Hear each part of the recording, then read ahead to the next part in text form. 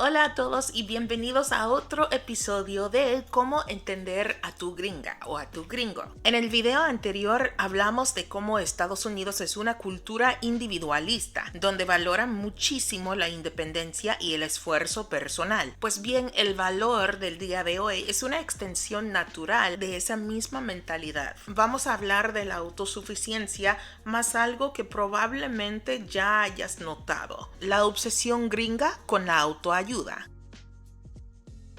En el diccionario, la autoayuda se define como el uso de los propios esfuerzos y recursos para lograr cosas sin depender de otros. Desde pequeños, a los gringos se les enseña a hacer cosas por su cuenta, a vestirse solos, a preparar su comida, a ganar su propio dinero y a tomar decisiones. Y cuando alguien logra algo importante, lo que realmente se admira no es que haya tenido o buscado ayuda, sino que haya hecho todo independientemente. Incluso si alguien nació en una familia rica, eso no se considera algo de lo cual sentirse orgulloso. Se ve como un simple accidente de nacimiento. Se enorgullecen de haber nacido en la pobreza y, gracias a su propio sacrificio y esfuerzo, haber subido la difícil escalera del éxito hasta el nivel que hayan alcanzado. Todo por su cuenta. La figura de la persona que se hizo a sí misma sigue siendo un ideal en la cultura gringa. No es un mito, sino una expectativa, y si quieren hablar de eso en los comentarios me imagino que lo van a hacer, pero creo que hace años fue mucho más difícil cumplir ese sueño o realizar esa idea de llegar a los Estados Unidos y crearse algo desde el punto más pobre hasta llegar al punto más rico. En Estados Unidos, los libros de autoayuda son increíblemente populares. Libros que prometen enseñarte cómo ser más productivo, más feliz, más exitoso. Y lo más clave, tú mismo eres el que tiene que aplicar esos consejos. Nadie lo hará por ti. Y eso es donde muchas veces pueden haber choques culturales. Gentesation es possession. Tengo frío, así que me estoy tomando un té. Es algo que nos toca muy a menudo en nuestra relación. No sé si sientes que yo te estoy regañando, pero siempre te estoy diciendo que no me pides ayuda. No sé, a veces entiendo porque, bueno, tú no eres igual que yo. Tú eres americana y normalmente las americanas son más independientes, podría decirse, ¿no? O sea, a cambio el latino está acostumbrado siempre a que la ayuden, pero yo no lo veo raro, ¿no? De parte tuya. Así que no te molesta. Me has dicho que te parece que no te pido ayuda o que no te necesito para muchas cosas. Ajá. ¿Eso te hace sentir mal? No, porque como te repito, tú eres de acá. Ajá. Y yo entiendo, trato de entender esa parte y digo, ok. Así que no te dejas ofender, No. es lo que estás diciendo. Exacto, no me ofendo. Si vienes de un país donde es normal pedir ayuda a un familiar, a tu pareja o a tus amigos cuando tienes un problema, es posible que te sorprenda que un gringo se ponga impaciente o incluso se moleste cuando le pides ayuda con algo. Me veo como empujándolo, como si fuese un pajarito como saliendo del nido, pero siento que a veces soy un poco dura contigo.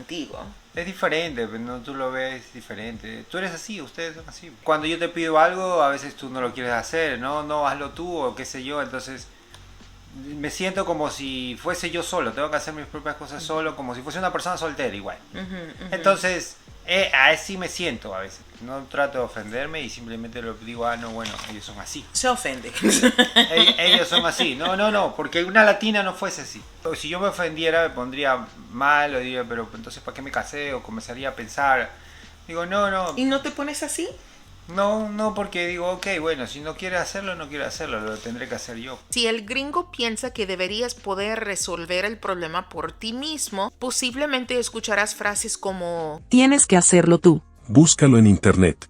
No te puedo resolver eso. Pueden sonar frías o poco solidarias, pero desde nuestra perspectiva, ayudarte demasiado sería como quitarte la oportunidad de crecer, de aprender o de afirmarte como persona. Algo que me fascinaba cuando todavía estaba enseñando inglés como segundo idioma a adultos hispanohablantes, siempre se ayudaron. Y yo siempre les decía, no, que no se ayuden.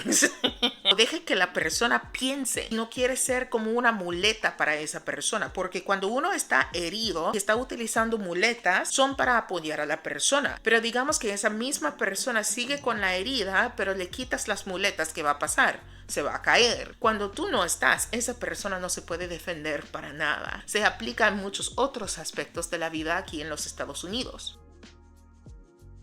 Si esta forma de pensar te parece dura, es completamente comprensible. En muchas culturas latinoamericanas, pedir y dar ayuda es una forma de demostrar respeto, amor y lealtad. Pero en la cultura estadounidense, estos sentimientos también pueden expresarse por alentarte a que seas independiente. Ahora, mi consejo para evitar malentendidos: muestra tu esfuerzo antes de pedir ayuda. Por ejemplo, intenté hacer esto, pero no estoy seguro de si lo hice bien. ¿Me puedes revisar? Eso demuestra que estás intentando, no que estás esperando que alguien lo haga por ti o que te saque de la situación. También pueden hablar del tema. Comparte con tu gringo cómo se ve el pedir ayuda en tu cultura. Esto puede ayudar a crear empatía en ambas direcciones. Y bueno, así funciona el valor de la autosuficiencia en la cultura estadounidense. Ojalá hayan aprendido un poco más acerca de por qué somos así y estoy segura que me van a comentar sus opiniones en los comentarios. Recuerda que con Dios nada es imposible y nos vemos la semana que viene. Chao.